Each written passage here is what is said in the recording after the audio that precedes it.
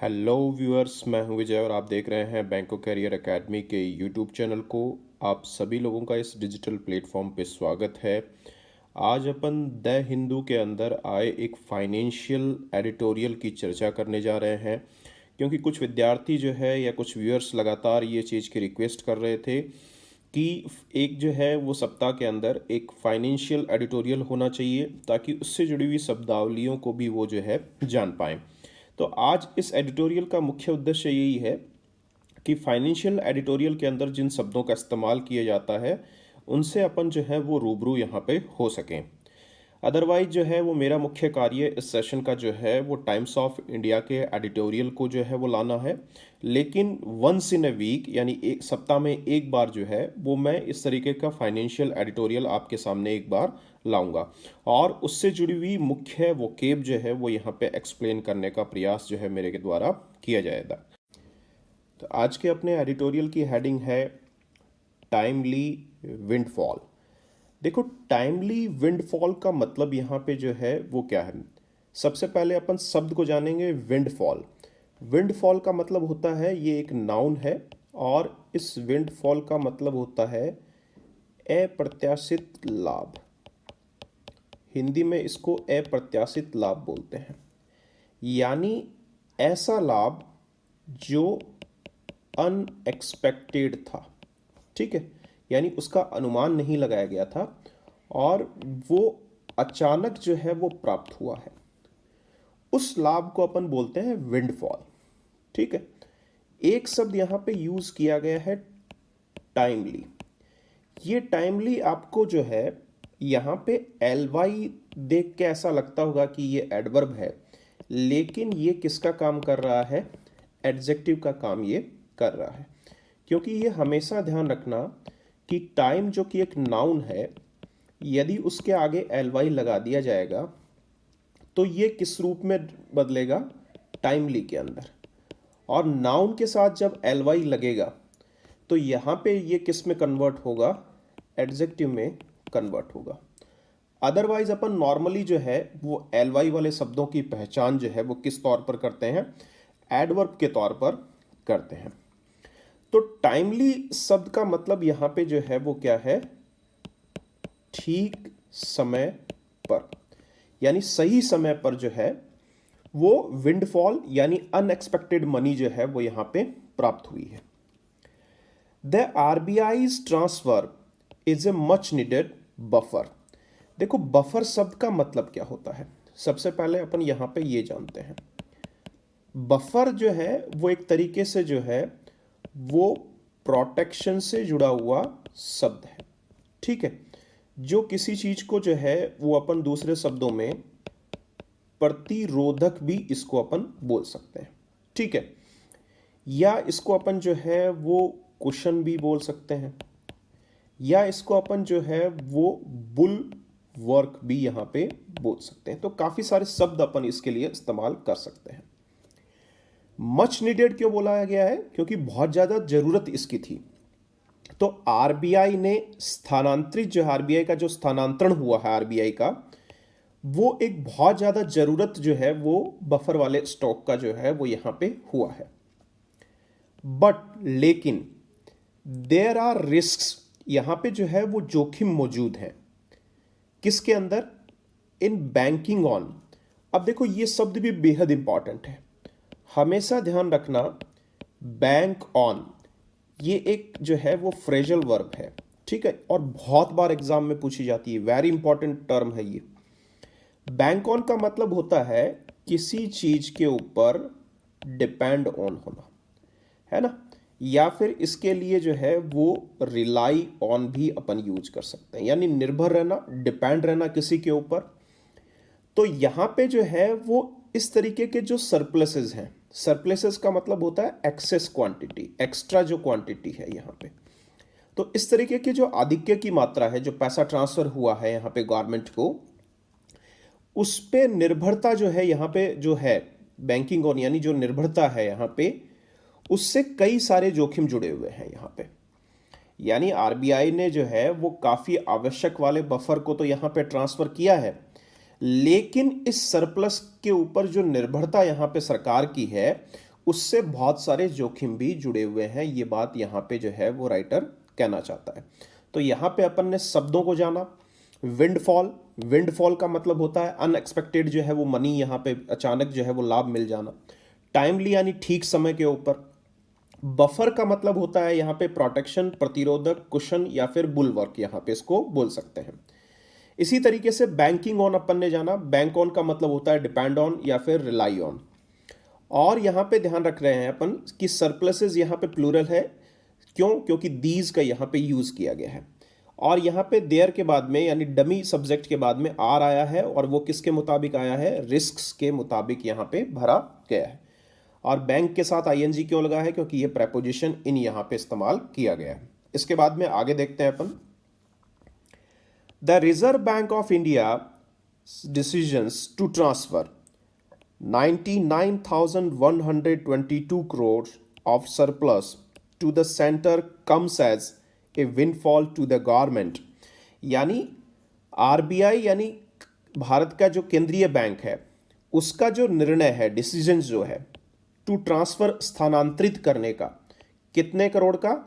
99,122 करोड़ का जो सरप्लस यानी एक्स्ट्रा जो मात्रा है, सरप्लस का मतलब जो एक्सेस क्वांटिटी है, आधिक्य है, जो एक्स्ट्रा क्वांटिटी है, किसको स्थानांतरित करने का निर्णय? सेंटर को। कम सेज वो एक आया है यहाँ पे एज ए विंडफॉल, यानी एक जो है वो अप्रत्याशित लाभ के तौर पर, एक अनएक्सपेक्टेड जो है वो प्रॉफिट के तौर पर यहाँ पे सरकार के जो है वो यहाँ पे स्थानांतरित वो किया गया है। एट ए मोमेंट, एक ऐसे क्षण, when the ferocious second wave. देखो फेरोसियस बहुत इंपॉर्टेंट वर्ड है। फेरोसियस का मतलब यहाँ पे जो है वो आपको ध्यान रखना है कि इसका मतलब यहाँ पे क्या होता है। देखो फेरोसियस शब्द का मतलब होता है, जब आप बात करेंगे यहाँ पे कि बहुत खतरनाक अवस्था, जिसको अपन जो बोल सकते हैं डेंजरस कंडीशन अपन बोल सकते हैं, ठीक है, या अपन जो है वो इसको पावरफुल कंडीशन भी बोल सकते हैं, लेकिन नेगेटिव अर्थ में। तो फेरोसियस यानी खतरनाक जो दूसरी लहर है यहाँ पे, जो कोविड-19 की महामारी से जुड़ी हुई है, तो ये उस समय आया दिया गया है। Has likely up ended. देखो अप एंडेड का मतलब होता है किसी चीज को पलट देना, है ना, किसी चीज को जो है वो यहाँ पे डैमेज्ड कर देना। यहाँ पे मोस्ट प्रोजेक्शंस, प्रोजेक्शंस का मतलब क्या होता है? किसी चीज का अनुमान लगाना, ठीक है ना। प्रोजेक्शंस का मतलब अनुमान लगाना, फोरकास्ट करना किसी चीज की, कैलकुलेशंस करना वहां पे। फॉर द इकोनॉमी, यानी दी इकोनॉमी कौन सी? जो भारत की अर्थव्यवस्था है। इंक्लूडिंग रेवेन्यू एजम्पशंस, किसको समावेशित करते हुए? जो आय की कल्पनाएं थी कि भाई हमें जीएसटी से इतनी इनकम होगी या अन्य दूसरी चीजों से इतनी इनकम होगी, तो उन सभी चीजों को, आय की कल्पनाओं को शामिल करते हुए अर्थव्यवस्था की, यहाँ पे जो है जितने भी अनुमान थे उनको अप एंडेड कर दिया है, यानी उनको सबको जो है वो खत्म कर दिया है, डैमेज कर दिया है संभव तौर पे। तो उस परिस्थिति के अंदर ये चीजें जो है वो निर्णय जो है वो निकल कर सामने आया सरकार के सामने। तो यहाँ पे जो महत्वपूर्ण शब्द अपन ने देखे हैं, फेरोसियस जो कि एक डेंजरस कंडीशन को निरूपित करता है। अप एंडेड का मतलब डेंजरस कंडीशन है यहाँ पे, सॉरी डैमेज्ड कंडीशन है, यानी तहस नहस कर देना किसी चीज को, तबाह कर देना या उलट देना। प्रोजेक्शंस का मतलब अनुमान को लेकर है यहाँ पे। रेवेन्यू का मतलब इनकम को लेकर है। एजम्पशंस का मतलब कल्पनाएं यहाँ पे उससे जुड़ा हुआ शब्द है। इसके बाद में आगे वाले हिस्से पे चलते हैं अपन। दी पे आउट। अब देखो पे आउट शब्द का मतलब होता है यहाँ पे भुगतान, है ना। भुगतान का मतलब पे आउट है यहाँ पे। इज ऑलमोस्ट यानी वो लगभग जो है वो डबल यानी दुगुना है। द 53,511 करोड़, यानी जो यहाँ पे जो है वो 53,511 करोड़ जो है वो उसका जो है वो दुगुना है। That the finance minister had budgeted. अब देखो बजटेड शब्द का मतलब यहाँ पे जो है वो क्या है? बजटेड का मतलब होता है आवंटित करना, है ना, यानी जो प्रोवाइडेड है, या अपन इसको जो है वो दूसरे शब्दों में यहाँ पे जो है वो क्या बोल सकते हैं? एलोकेटेड भी बोल सकते हैं। तो एलोकेटेड भी अपन इसके लिए यूज कर सकते हैं, है ना, जो दिया गया है। 4 बाई वे ऑफ। अब देखो बाई वे ऑफ का मतलब यहां पे जो है वो क्या है? बाई वे ऑफ का मतलब यहां पे है एज ए फॉर्म ऑफ, यानी एक इस रूप में। किस रूप में? Dividend receipt. अब देखो रिसिप्ट का मतलब होता है प्राप्तियां, ठीक है, और डिविडेंड शब्द का मतलब होता है लाभांश। जब आप डिविडेंड की बात कर रहे हैं तो इसका मतलब होता है लाभांश, यानी लाभ के अंदर जो हिस्सा है, ठीक है। इंक्लूडिंग फ्रॉम नेशनलाइज बैंक, यानी जो यहां पे राष्ट्रीयकृत बैंक है उनसे, और फाइनेंशियल इंस्टीट्यूशन से। तो यहां पे लेखक क्या बोलना चाह रहा है कि जो भुगतान ये हुआ है वो 53,511 करोड़ का लगभग जो है वो यहां पे डबल है। और ये वो राशि है जो फाइनेंस मिनिस्टर ने जो है वो आवंटित की थी यहाँ पे 4 by way of dividend receipt के तौर पर, है ना, एक जो है वो लाभांश प्राप्तियों के तौर पर उन्होंने जो है वो इस चीज को एलोकेट किया था, जिसमें जो है वो राष्ट्रीयकृत बैंक और वित्तीय संस्थाएं भी यहाँ पे जो है वो समावेशित हैं इस चीज को लेकर। तो ये बात यहाँ पे जो है वो लेखक के द्वारा इसमें बताई जा रही है। तो यहाँ पे नए शब्दों को कौन से शब्द अपन ने सीखे? पे आउट यानी भुगतान करना, यहाँ पे बजटेड का मतलब आवंटित करना या देना किसी चीज को, डिविडेंड रिसिप्ट का मतलब लाभांश प्राप्तियां हैं। तो ये सारे शब्द अपन ने यहाँ पे सीखे हैं। इसके बाद में आगे चलते हैं। That the RBI has generated a surplus that is over 73% higher than what is posted for the previous 12-month period ended June 2020। तो यहाँ पे लेखक क्या बोलना चाह रहा है कि आरबीआई ने जो यहाँ पे सरप्लस जो जनरेट किया है वो लगभग 73% ज़्यादा है जो पिछले साल जो है वो 12 महीने के पीरियड में जून 2020 के अंदर जो है वो दिया गया था। यानी पिछले साल जो लाभांश जो है वो यहाँ पे ट्रांसफ़र किया गया था या जो दिया गया था उसकी तुलना में ये जो सरप्लस है वो 73% जो है वो ज़्यादा है। Is also noteworthy. नोटवर्दी का मतलब यहाँ पे जो है वो क्या है कि ये जो है वो ध्यान देने योग्य बात है। और ये शब्द किस तौर पर काम कर रहा है? एडजेक्टिव के तौर पर काम यहाँ पे कर रहा है। When one considers that the bank just changed its accounting calendar from July, June to an April, March format by truncating its last financial year to a 9-month period। यानी कहने का मतलब क्या है कि अपन को पता होना चाहिए कि पिछले साल तक जो आरबीआई का वित्तीय वर्ष होता है वो जुलाई से जून महीने तक होता था, लेकिन इस साल से इन्होंने बदलकर जो है वो इसको क्या कर दिया है अब कि अप्रैल से मार्च तक ये वित्तीय वर्ष को कंसीडर करेंगे, ठीक है। यानी पिछले साल का जो वित्तीय वर्ष है उसमें इन्होंने जो है वो इसीलिए जो है वो कितने जो है वो महीने का कंसीडर किया है? 9 महीने का ही कंसीडर किया, तभी तो वो अप्रैल से शुरू हो पाएगा, ठीक है। तो यहाँ पे वही बात बताई जा रही है कि इज ऑल्सो नोटवर्दी, यानी ये भी बात यहाँ पे ध्यान देने योग्य है। वैन वन कंसीडर्स, जब कोई जो है वो इस चीज़ के ऊपर ध्यान देता है या इस चीज़ को जो है वो ध्यान में लाता है, that the bank just change, कि बैंक ने हाल ही के अंदर जो है वो बदल दिया है अपने अकाउंटिंग कैलेंडर ईयर को, जो जुलाई जून था वो अब अप्रैल मार्च हो गया है, बाय ट्रंकेटिंग। अब देखो ट्रंकेटिंग का मतलब क्या होता है? किसी चीज़ में जो है वो कटौती करना, यहाँ पे है ना। इसको अपन जो है वो दूसरे शब्दों में शॉर्टन भी बोल सकते हैं, इसको अपन कर्टेल भी बोल सकते हैं, इसको जो है वो रिड्यूस भी कह सकते हैं, इसको अपन दूसरे शब्दों में डैमनेस भी यहाँ पे बोल सकते हैं। यानी पिछले जो है वो वित्तीय वर्ष को यहाँ पे इन्होंने 9 जो है वो महीने के पीरियड के तौर पर यहाँ पे देखा है, तभी तो जाके वो इस साल से जो है 2021 से वो किस तौर पर शुरू हुआ है? अप्रैल से शुरू हुआ है, जो अगले साल मार्च में खत्म होगा। तो ये बात यहाँ पे जो है वो लेखक बताना चाह रहा है। इसके बाद में आगे चलते हैं। अब देखो यहाँ पे एक बड़ा सवाल ये होता है कि भाई जब इसने अपने जो है पिछले साल के 12 महीने के फाइनेंशियल ईयर को इस साल 9 महीने के तौर पर ही कंसीडर किया, और फिर भी इसका जो है यहाँ पे जो सरप्लस है वो 73% जो है वो ज़्यादा रहा है तुलनात्मक तौर पर। तो ऐसा जो है वो क्यों हुआ है? तो अब लेखक उस बात का जवाब यहाँ पे दे रहा है कि the RBI's annual report released on Thursday, यानी गुरुवार को जो आरबीआई की वार्षिक रिपोर्ट यहाँ पे जारी की गई है, शोज प्रदर्शित करती है दैट ए शार्प 63% कॉन्ट्रैक्शन, यानी लगभग जो है वो 63% जो है वो यहाँ पे कमी आई है इन एक्सपेंडिचर, किसके अंदर? खर्चे के अंदर।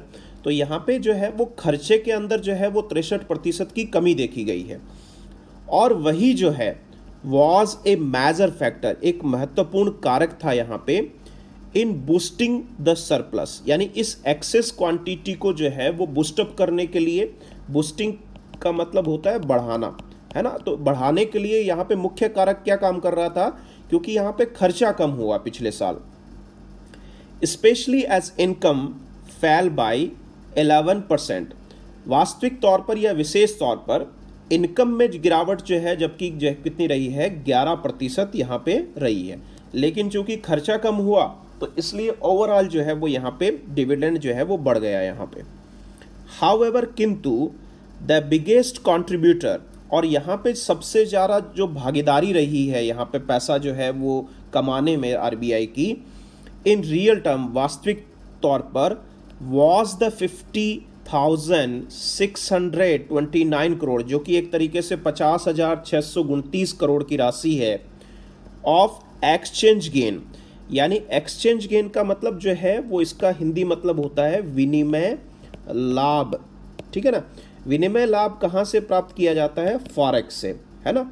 फॉरेक्स का मतलब आपको पता होगा, विदेशी मुद्रा विनिमय अपन इसको बोलते हैं, यानी जब आप जो है वो रुपीस को डॉलर में कन्वर्ट कर रहे हैं या डॉलर को रुपीस में कन्वर्ट कर रहे हैं, तो ये अवस्था ही विदेशी मुद्रा विनिमय कहलाती है, ठीक है। तो इससे जो बेनिफिट होता है वो किसके पास जाता है? आरबीआई के पास जाता है यहाँ पे। तो यही बात ये बोल रहा है कि यहाँ पे 50,629 करोड़ का जो यहाँ पे एक्सचेंज गेन हुआ है, जो केंद्रीय बैंक को जो है वो यहाँ पे प्राप्त हुआ है from its foreign exchange transaction, किससे?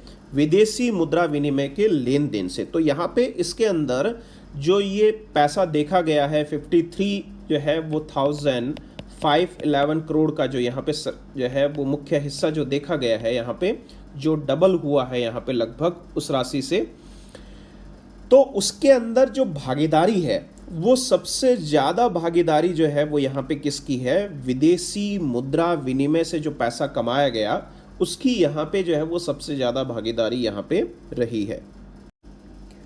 द सेंट्रल बैंक कौन सा? जो भारत का है। विच एडमिट्स टू इंटरवेनिंग का मतलब होता है यहाँ पे मध्यस्थता करना, है ना, या हस्तक्षेप करना भी बोल सकते हैं, लेकिन यहाँ पे वो एक मध्यस्थता जो है वो यहाँ पे कर रहा है। अब देखो एक चीज़ का यहाँ पे मैं आपको बता देता हूँ कि एडमिट के साथ टू जब आता है तो वर्ब की आईएनजी स्ट्रक्चर यहाँ पे इस्तेमाल की जाती है। ये बहुत इंपॉर्टेंट है, कई बार एग्ज़ाम में इससे संबंधित सवाल आते हैं, क्योंकि जो है वो बच्चे क्या देखते हैं कि टू आया है तो वर्ब की फर्स्ट फॉर्म आएगी, जो कि यहाँ पे गलत होता है। इसी तरीके से जो है वो एक और जो है वो यहाँ पे स्ट्रक्चर होता है विद ए व्यू टू, इसके बाद में भी यहाँ पे वर्ब की आईएनजी स्ट्रक्चर आती है। तो ये दो जो हैं वो स्ट्रक्चर बहुत बार एग्जाम में पूछे जाते हैं, तो आपको ये ध्यान रखना है यहाँ पे। In foreign exchange market to smooth volatility, तो यहाँ पे जो है वो केंद्रीय बैंक जो है वो यहाँ पे एक मध्यस्थता के तौर पर यहाँ पे जो है वो स्वीकार किया गया है विदेशी जो है वो मुद्रा विनिमय के मार्केट के अंदर, ताकि वो एक स्मूथ यानी एक जो है वो आराम से जो है वो वॉलेटाइल वहाँ पे रहे, यानी संचालित होता रहे, इंस्टेबिलिटी जो है वो उसके अंदर वहाँ पे जो है वो नहीं रहे। Clearly had a very busy time, यानी स्पष्ट तौर पर जो है वो यहाँ पे इस चीज़ में वो व्यस्त था, मॉपिंग अप अब देखो मॉपअप का मतलब यहाँ पे जो है वो क्या होता है, मॉपअप का मतलब होता है किसी कार्य को बहुत अच्छे से फिनिश करना, ठीक है ना। तो किसी कार्य को आप फिनिश कर रहे हैं, फिनिश ए टास्क जो है किस तरीके से, कंप्लीटली, है ना। तो कंप्लीटली किसी कार्य को आप पूरा कर रहे हैं वहाँ पे, तो उसका मतलब होता है mop up. The record foreign direct investment, FDI का मतलब क्या होता है यहाँ पे, विदेशों से जो एफडीआई आती है, विदेशी जो प्रत्यक्ष निवेश है, जिसमें विदेशी कंपनियां अपनी हिस्सेदारिता जो है वो यहाँ पे किसी कंपनी के अंदर बना लेती है, तो उससे काफ़ी पैसा पिछले साल आपने देखा होगा कि काफ़ी इन्वेस्टमेंट जो है वो भारत के अंदर जो है वो किया गया एफडीआई के माध्यम से। दैट एक्सीडेड, जो किससे ऊपर चला गया था वहाँ पे, $81 बिलियन से ऊपर चला गया था एट ए ग्रॉस लेवल, एक कुल स्तर के तौर पर, in the last financial year, पिछले वित्तीय वर्ष में। तो यहाँ पे क्या बताना चाह रहा है कि जो है वो सेंट्रल बैंक इस कार्य के अंदर काफ़ी ज़्यादा जो है वो यहाँ पे बिजी था, वो कि वो पिछले साल जो $81 बिलियन से भी ज़्यादा जो पैसा आया था इनफ्लो के तौर पर, एफडीआई के तौर पर, तो उसी को वो एडजस्ट करने में जो है वो काफ़ी समय उसने जो है वो उसमें व्यतीत वहाँ पे किया। इसके अलावा as well as the sizable portfolio investment. अब देखो यहाँ पे साइजेबल का मतलब होता है बड़ा, है ना, बड़ा जो हिस्सा है, लार्ज जो क्वांटिटी है यहाँ पे इन्वेस्टमेंट्स की यानी निवेश की। पोर्टफोलियो का मतलब क्या होता है, जो है वो अपन मिक्सचर बोल सकते हैं, अलग अलग तरीके के जो उसमें फंड्स होते हैं, शेयर जो होते हैं, उस तरीके के जो है वो यहाँ पे इन्वेस्टमेंट के जो है तौर पर भी जो है वो ओवरसीज जो विदेशों से जो है वो प्राप्त हुआ, उसको लेकर वो आरबीआई वहाँ पे बिजी था। स्टिल अभी भी ए 69% इंक्रीज इन एक्सचेंज गेन, यानी 69% जो है यहाँ पे बढ़ोतरी जो यहाँ पे विनिमय के लाभ में देखी गई है, ओवर द प्रेसिडिंग 12 मंथ्स, यानी पूर्व के जो 12 महीने हैं, जो 12 महीने का समय है पूर्व का। प्रॉम्प्ट्स द क्वेश्चन, एक सवाल जो है वो यहाँ पे खड़ा करता है या सवाल को यहाँ पे उकसाता है। तो वो क्या, प्रॉम्प्ट का मतलब देखो यहाँ पे क्या होता है, प्रॉम्प्ट का मतलब होता है किसी चीज़ को प्रेरित करना, है ना, या किसी चीज़ को उकसाना भी बोल सकते हैं अपन, ठीक है। As to whether the RBI's foreign exchange transaction, कि यहाँ पे आरबीआई का जो विदेशी विनिमय जो लेन देन रहा है, वर ऑल इंटायरली एम्ड, उसका पूर्ण रूप से जो है वो यहाँ पे उद्देश्य रहा था, ओनली एट स्टेबलाइजिंग, केवल जो है वो इस चीज़ को स्टेबलाइज करना, मतलब स्थिर करना, किसकी वैल्यू को स्थिर करना, रुपए की वैल्यू को स्थिर करना ही यहाँ पे जो है उसका उद्देश्य रहा है, ऐसा सवाल यहाँ पे खड़ा किया जा रहा है। गिवन द मैग्नीट्यूड, अब देखो यहाँ पे एक चीज़ मैं आपको बता देता हूँ कि गिवन जो है यहाँ पे किसका काम कर रहा है, प्रेपोजिशन का काम कर रहा है। इसका मतलब होता है इस चीज़ को देखते हुए, इसको आप जो है वो कंसीडरिंग भी बोल सकते हैं गिवन को, तो इसको कंसीडरिंग भी कह सकते हैं, या इसको जो है वो टेकिंग इनटू अकाउंट भी आप बोल सकते हैं यहाँ पे, या इसको आप जो है वो बेयरिंग इन माइंड, यानी इस चीज़ को ध्यान में रखते हुए। तो यहाँ पे जो है वो कई तरीके से इसको अपन देख सकते हैं, लेकिन आपको यहाँ पे ये ध्यान रखना है, जब आप पार्ट्स ऑफ स्पीच की पहचान कर रहे होते हैं तो यहाँ पे एक चीज़ बहुत इंपॉर्टेंट है, गिवन जो है वो प्रेपोजिशन के तौर पर यहाँ पे काम कर रहा है।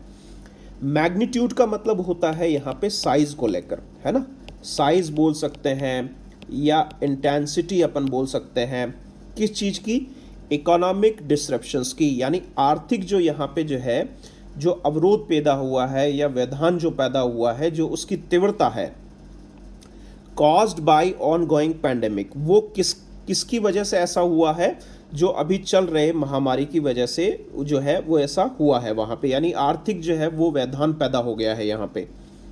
And the lack of visibility, और यहाँ पे जो है वो देखने की जो यहाँ पे अभाव है या जो कमी है यहाँ पे, on the cost that the economy is going to have to bear in the coming month, कि आने वाले महीनों के अंदर जो है किस तरीके से अर्थव्यवस्था इसको जो है वो बेयर करेगी या किस तरीके से झेलेगी यहाँ पे, इस चीज़ को लेकर यहाँ पे जो विजिबिलिटी है उसका अभाव यहाँ पे जो है वो बना हुआ है, यानी इस चीज़ को अपन जज नहीं कर पा रहे हैं कि आने वाले महीनों के अंदर इकोनॉमी का जो है वो रुख किस तरफ रहेगा। The RBI's transfer surely provides a much needed buffer to the government's finances. अब ये बात तय है कि RBI ने जो पैसा यहाँ पे सरकार को दिया है यहाँ पे, वो निश्चित तौर पर एक बहुत ही ज़रूरतमंद बफर यानी एक प्रोटेक्शन के तौर पर काम कर रहा है सरकार के जो है वो वित्तीय संसाधनों के लिए यहाँ पे।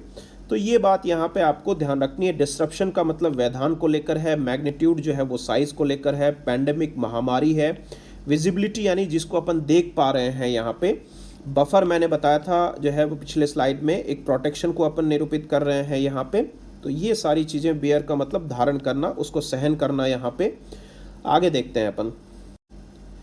हाउएवर किंतु both the centre and the central bank, लेकिन यहाँ पे क्या बोला जा रहा है कि केंद्र और केंद्रीय बैंक जो है, नीड, उनको ज़रूरत है टू बी कॉग्निसेंट ऑफ। अब देखो कॉग्निसेंट के साथ ऑफ आता है और कॉग्निसेंट एक एडजेक्टिव के तौर पर यहाँ पे काम कर रहा है, जिसका मतलब अवेयर रहना है यहाँ पे, है ना। अवेयर रहना बोल सकते हैं, या जो है वो फैमिलियर रहना बोल सकते हैं किसी चीज़ के साथ, यानी वहाँ पे जो है सजगता उस चीज़ को लेकर वहाँ पे होनी चाहिए, है ना, जानकारी वहाँ पे होनी चाहिए। ऑफ इसके साथ फिक्स्ड प्रेपोजिशन के तौर पर काम करता है। रिस्क, जो जोखिम यहाँ पे बने हुए हैं। In making a habit of banking on these surpluses to cushion. Cushion का मतलब यहाँ पे प्रोटेक्ट करना है ना, प्रोटेक्ट करने को लेकर है, सुरक्षा प्रदान करने को लेकर है। किसको सुरक्षा प्रदान करना? The garments coffers. देखो कॉफर्स का मतलब यहाँ पे जो है अपन कह सकते हैं, जिसको अपन कहते हैं ना सरकारी भंडार, है ना, जो ट्रेजरी कह सकते हैं, जिसको ट्रेजरी भी अपन कई बार कहते हैं, है ना। तो यहाँ पे जो ये एक्सचेकर है, ये भी जो है वो यहाँ पे सरकारी खजाने को ही निरूपित कर रहा है, यानी ये दोनों वर्ड जो है वो सिनोनिम्स है और इन दोनों का ही मतलब जो है वो यहाँ पे ट्रेजरी से होता है, यानी सरकारी खजाने को ये बताते हैं दोनों ये शब्द, और ये ट्रेजरी के तौर पर यहाँ पे इस्तेमाल किए जाते हैं। तो यहाँ पे अर्थ को समझ लेते हैं। किंतु जो है वो केंद्र और जो केंद्रीय बैंक है, नीड, उनको ज़रूरत है कॉग्निसेंट ऑफ, सजग रहने की, जो ये जोखिम है यहाँ पे, जो यहाँ पे जो है एक हैबिट को यहाँ पे जो है तैयार कर रहे हैं कि वो एक जो है वो इन सरप्लसेस पे निर्भरता को लेकर, यानी जो ये एक्स्ट्रा पैसा जो यहाँ पे आरबीआई सरकार को दे रहा है, तो उनकी ये हैबिट बनती चली जा रही है कि वो उसके ऊपर यहाँ पे जो है वो डिपेंड रह रहे हैं। टू कुशन यानी प्रोटेक्ट करने के लिए, किसको? सरकार के जो है वो खजाने को प्रोटेक्ट करने के लिए। तो इस पे यहाँ पे जो है वो उन दोनों को ही सजग रहना है, चाहे वो केंद्रीय बैंक हो, चाहे वो सरकार को जो है जानकारी के लेकर हो, यानी दोनों को। ऐसा नहीं है कि इसी फंड के ऊपर वो निर्भर रहें, क्योंकि आने वाले समय में जो है वो चीज़ को लेकर बहुत बेहद जो है नुकसान हो सकता है। आफ्टर ऑल, इन सब चीज़ों के बाद जस्ट 2 years ago, यानी जो है ठीक 2 साल पहले, आरबीआई हैड ट्रांसफर, आरबीआई ने स्थानांतरित किया था 1.76 लाख करोड़ यानी 1.76 लाख करोड़ रुपए जो है एक्सचेकर यानी सरकारी खजाने को वहां पे दिया था उन्होंने, यानी सरकार को ये पैसा जो है वो ट्रांसफर किया गया था। तो यहाँ पे अपन ने सब देखा, कॉफर्स है, एक्सचेकर्स है और ट्रेजरी है, ये तीनों शब्द एक ही हैं और बेहद महत्वपूर्ण शब्द हैं। यहाँ पे कॉग्निसेंट के साथ ऑफ फिक्स्ड प्रेपोजिशन आती है और कॉग्निसेंट का मतलब होता है सजगता, जागरूकता या अवेयरनेस अपन बोल सकते हैं। तो ये सारे शब्द अपन ने यहाँ पे जाने हैं। वाइल द रिजर्व बैंक, जबकि जो केंद्रीय बैंक है, हैज एंश्योर्ड, उसने सुनिश्चित किया है, दैट इट मेंटेन्स, कि वो यहाँ पे इस चीज़ को मेंटेन कर रखा है उसने, कंटिजेंसी रिजर्व। देखो कंटिजेंसी रिजर्व का मतलब होता है आकस्मिक निधि, यानी ऐसा पैसा जो अचानक किसी मुसीबत में काम में लिया जाता है, यानी कोई भी फाइनेंशियल क्राइसिस जब देश में आ जाएगा तो इस जो है वो आकस्मिक निधि को यहाँ पे जो है उपयोग में लाया जाएगा, ठीक है ना। तो कोई भी जो है वो वित्तीय आपदा जब आएगी तो कंटिजेंसी रिजर्व का उपयोग किया जाता है। तो यहाँ पे आरबीआई बोल रहा है कि भाई हम इसको जो है वो ओवरऑल जो हमारी बैलेंस शीट की साइज है उसका 5.5% हमने जो है वो इसको मेंटेन करके रखा हुआ है। The level of its reserves, और जो यहाँ पे ये जो स्तर है इस तरीके से संरक्षण का, प्रोवाइड्स लिटिल विगल रूम। अब देखो विगल रूम का मतलब होता है यहाँ पे, यानी इसको यहाँ पे स्वतंत्रता जो है उसको लेकर है यहाँ पे, यानी आप फ्रीडम कह सकते हैं दूसरे शब्दों में, या स्कोप बोल सकते हैं इसको, या फ्रीडम यहाँ पे कहा जा सकता है। तो वो क्या है यहाँ पे, लिटिल है, कम है।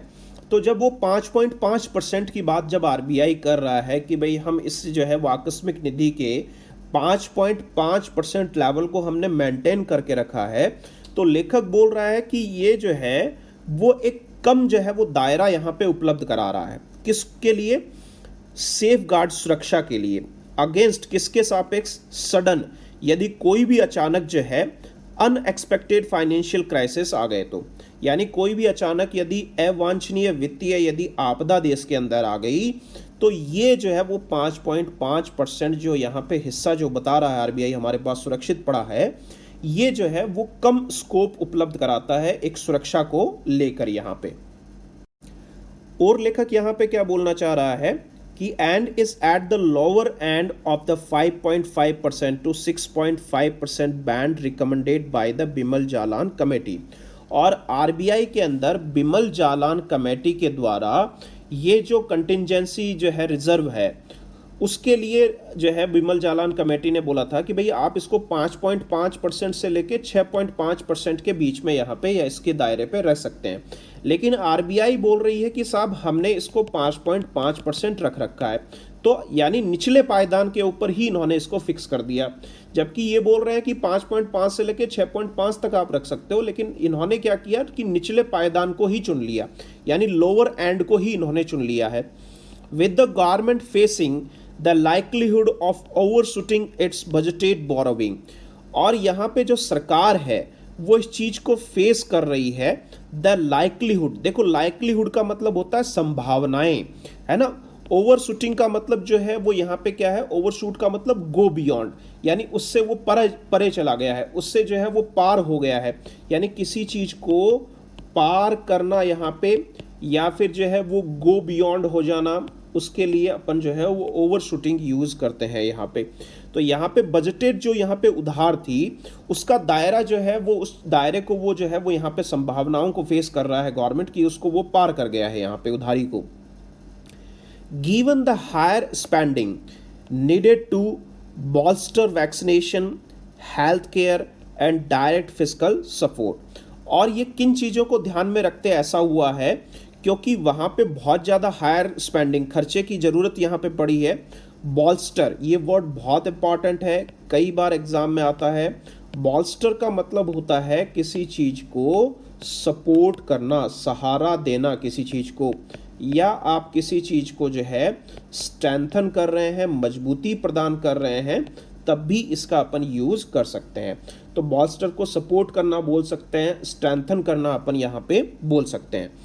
हेल्थ केयर को और डायरेक्ट फिस्कल सपोर्ट, यानी प्रत्यक्ष तौर पर जो है वो नगद सहायता यहाँ पे या वित्तीय सहायता जो दी जा रही है उसको ध्यान में रखते हुए जो है यहाँ पे उधारी जो है वो काफ़ी ज़्यादा यहाँ पे जो है वो ओवरशूट हो चुकी है, पार कर चुकी है यहाँ पे। तो ये बात यहाँ पे लेखक बताना चाह रहा है। The RBI's balance sheet could swell in size this year too, और आरबीआई की जो बैलेंस शीट है यहाँ पे वो यहाँ पे जो है वो साइज में बढ़ सकती है यहाँ पे इस साल भी।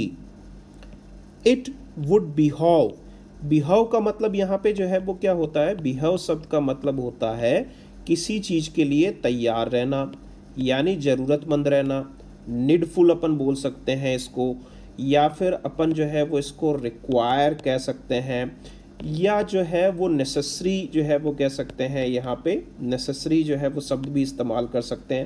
एप्रोप्रिएट होना, ज़रूरतमंद होना। तो यहाँ पे क्या बोला जा रहा है कि it would behove policy makers to remember that the central bank is ultimately the lender of last resort to the nation as a whole. As a whole का मतलब होता है कंप्लीटली, है ना, ऑल टुगेदर जिसको बोलते हैं, यानी एक साथ, है ना, कंप्लीट तरीके से। तो ये एक फ्रेज है यहाँ पे एज अ होल, जिसको अपन ऑल टुगेदर यहाँ पे कहते हैं। तो यहाँ पे लेखक क्या बोलना चाह रहा है कि जो नीति तैयार करने वाले हैं, नीति निर्मातक जो यहाँ पे हैं, जो मैं उनको ये ध्यान रखना है, उनको ये जो है वो याद रखना पड़ेगा बिहेव, यानी इस चीज़ की ज़रूरत है उनको ये तैयार रहने के लिए, that the central bank is ultimately, कि केंद्रीय बैंक जो है वो यहाँ पे एक अंततया एक लैंडर ऑफ लास्ट रिजॉर्ट है, यानी एक अंतिम जो है वो हिस्सा है राष्ट्र के लिए, जो उधार देता है और सहायता करता है। यहाँ पे सरकारों की सहायता करता है, जो सरकारी वित्तीय संस्थाएं हैं उनको ही सहायता करता है। तो केंद्रीय बैंक को एक जो है वो उनको ये समझना होगा कि केंद्रीय बैंक देश का लैंडर ऑफ लास्ट रिजॉर्ट यहाँ पे माना गया है। एंड कैन इल अफोर्ड, और बहुत ही मुश्किल से, कैन इल अफोर्ड का मतलब होता है कि मुश्किल से ही इस बात को जो है वो सह सकता है ना। कैन इल अफोर्ड को जो है वो आप दो तरीके से लिख सकते हैं, या तो इसको कैन इल अफोर्ड आप लिख सकते हैं, या इसको आप ऐसे लिख सकते हैं कैन नॉट अफोर्ड। इन दोनों का मतलब एक ही होता है ना। इसका मतलब होता है कि वो जो है इस बात को नहीं सह सकता है, यानी इस बात को वो नहीं सह सकता है कि to be less than adequately funded, यानी जितने ज़रूरत फंडों की है उससे कम उसके पास फंड रहें, इस बात को वो बर्दाश्त नहीं कर सकता, सहन नहीं कर सकता है। टू मीट, यानी उन ज़रूरतों को पूरा करने के लिए जो एवरी कंसीवेबल कंटीजेंसी है, यानी प्रत्येक जो है वो इस तरीके की जो है वो कंटिंजेंसी, यानी आकस्मिकता जिसको अपन बोल सकते हैं, जो अचानक कभी भी जो है उत्पन्न हो सकती है। कंसीवेबल का मतलब जो यहाँ पे कल्पनीय है, जिसकी अनुमान लगाया जा सकता है। तो किसी भी प्रत्येक जो है वो कल्पना योग्य जो आकस्मिकता जो देश के अंदर है उसको यहाँ पे सहन करने के लिए, उसको पूरा करने के लिए जो उसको न्यूनतम जो फंडों की आवश्यकता है उससे यदि कम फंड रहते हैं, तो ये जो आरबीआई है कैन इल अफोर्ड, इसको यानी मुश्किल से ही झेल सकता है यहाँ पे। तो यहाँ पे यही बात उनको समझनी पड़ेगी कि आरबीआई जो है वो एक लैंडर ऑफ लास्ट रिजॉर्ट है यहाँ पे, और पॉलिसी मेकर्स को ये बात जो है वो यहाँ पे ध्यान लानी होगी, इसको रिमेंबर करना पड़ेगा, उसकी ज़रूरत यहाँ पे लेखक के द्वारा बताई जा रही है। तो ये आज अपन ने काफ़ी सारे शब्द यहाँ पे जो है वो फाइनेंशियल टर्म्स से जुड़े हुए देखे यहाँ पे। इस एडिटोरियल को यहाँ पे पढ़ने का मुख्य उद्देश्य यही था ताकि जो है वित्तीय शब्दावलियों का भी जो है वो आपको नॉलेज साथ साथ जो है वो होता रहे। काफ़ी मैंने जो है वो यहाँ पे प्रयास किए इस जो है वो एडिटोरियल को आपको समझाने का। यदि आपको वो जो है वो वीडियो के अंदर एडिटोरियल समझ में आया है तो कमेंट बॉक्स में ज़रूर आप कमेंट लिखें। वीडियो को समय देने के लिए आप सभी लोगों को बहुत बहुत धन्यवाद। शुभ रात्रि।